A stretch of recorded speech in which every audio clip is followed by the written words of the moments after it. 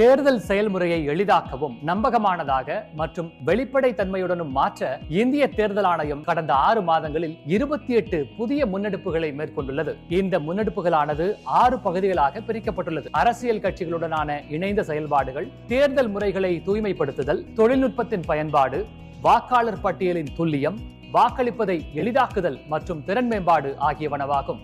இந்த பகுதியில் சிறப்பு வாக்காளர் பட்டியல் திருத்த பணி பற்றி பேசுவோம்.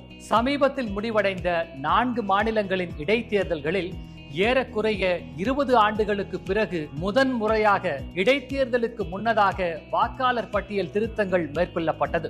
இம்முன்னெடுப்பு தகுதியுள்ள அனைத்து வாக்காளர்களும் தங்கள் வாக்களிக்கும் உரிமையை பெறுவதை உறுதி செய்வதோடு வாக்காளர் பட்டியலில் தகுதியற்ற பதிவுகள் நீக்கப்படுவதையும் உறுதி செய்வதன் மூலம் இடைத்தேர்தல்களில் வெளிப்படைத்தன்மை மற்றும் நம்பகத்தன்மையினை மேம்படுத்த உதவியது. அடுத்த காணொலியில் இந்திய தேர்தல் ஆணையத்தால் மேற்கொள்ளப்பட்டுள்ள பிற முன்னெடுப்புகளை பற்றி காண்போம்.